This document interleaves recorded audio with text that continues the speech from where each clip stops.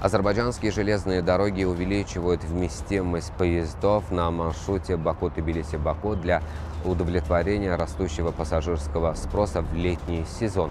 Как сообщили в ведомстве, в связи со значительным ростом интереса к железнодорожным путешествиям в период отпусков и каникул на международном маршруте приняты дополнительные меры. Так, с 11 июня к поездам, отправляющимся из Баку, а с 12 июня к поездам, следующим из Тбилиси, будут добавлены дополнительные вагоны. Кроме того, ведомство продолжает реализацию мер, направленных на повышение качества обслуживания пассажиров на международных маршрутах.